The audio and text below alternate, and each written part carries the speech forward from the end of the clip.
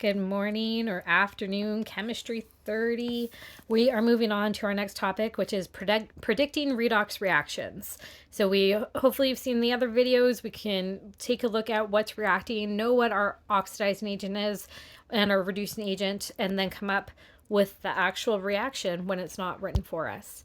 So when you are looking at predicting reactions, the textbook that we teach with usually talks about 5 steps, but we can just somewhat follow this. You would be doing it anyway. The first step is to identify all entities present in the reaction mixture.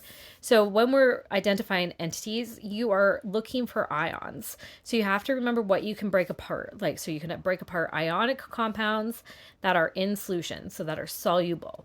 You can also break apart strong acids. And if you don't remember what a strong acid is, and you have your Alberta Chem 30 data booklet, you can take a look at page 8 and 9, and it's all the acids above the gray line. The other part that we want to look at is what we cannot break apart. And we don't break apart solids, liquids, or gases, and we also keep weak acids together. So the same idea, if you want to look at a strong acid, if you're not sure if something's weak, just check page 8 and 9 of your data booklet. And then molecular compounds we also keep together. Once we see what's present, so everything that's present, then you're going to go look at page 7 of your data booklet and list all possible OAs out, all possible RAs out. And once you have your list, then you're going to go through them and figure out which one is your strongest OA and which one is your strongest RA. When you have that, then we'll have to look at our data booklet. We can use that information to write out 2 half reactions and predict, if we want to, sorry, I thought this was cell potential, but we could look at that in a couple days to come. We can predict the net reaction. What we must do before we add those two, you must balance electrons. So that's how we add those 2 reactions together. And then lastly, predicting spontaneity. So if your RA is above your OA, you have a non-spontaneous reaction. If the opposite happens, it's spontaneous. So we did look at that the other day as well.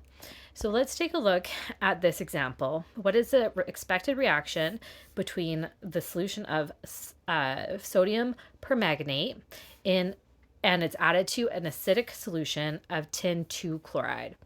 So if I'm looking at the first part, if I have sodium permanganate, that is KMNO4, and it's in solution, then it said added to acidic solution of.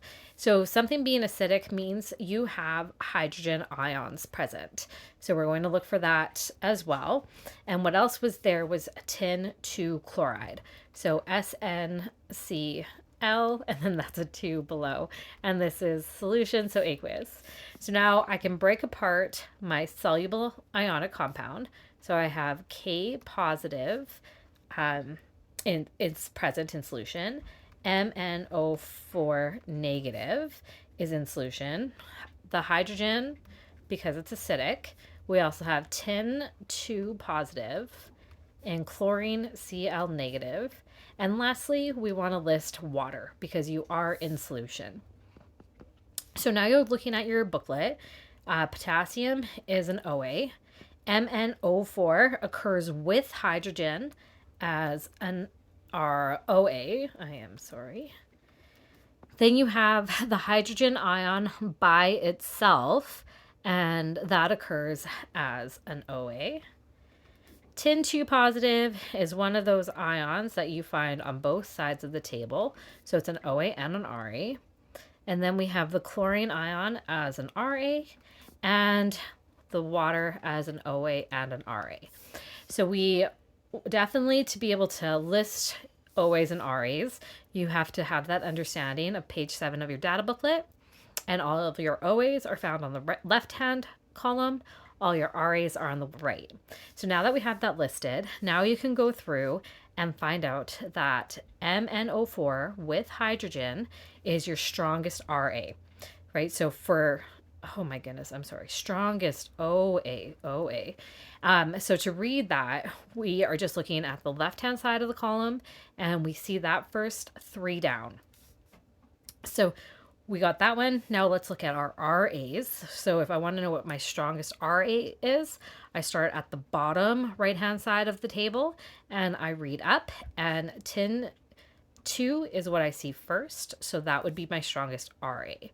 So now we can write down our half reactions. So remember, your booklet, page 7, is showing you reduction half reactions.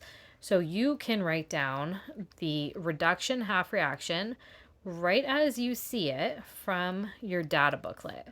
So I'm not guessing anything here. I am literally looking at the data booklet and writing down this half reaction. So once I have that written down, then I can move on to my oxidation half reaction. Now, because my data booklet is only showing me reduction half reactions, I have to remember that for oxidation, I need to flip it so that I'm using the RA as a reactant.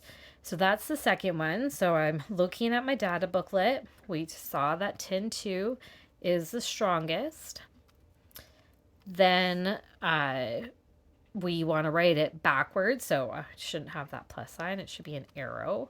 So we have the arrow going to the tin 4 positive and 2 electrons. Okay, so now I have my 2 half reactions.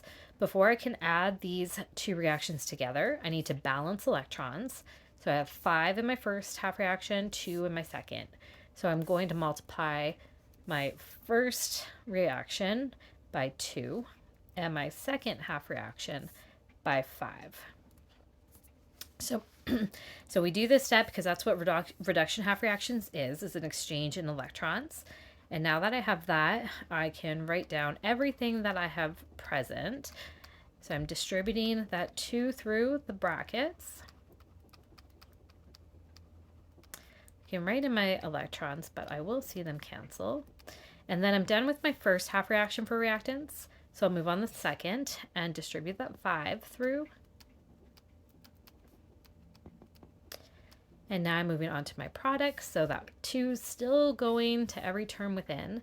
So I'll have 2Mn2 positive plus 8 water molecules as a liquid.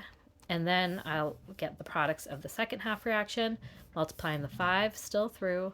So 5 tin 2 positive plus 10 electrons.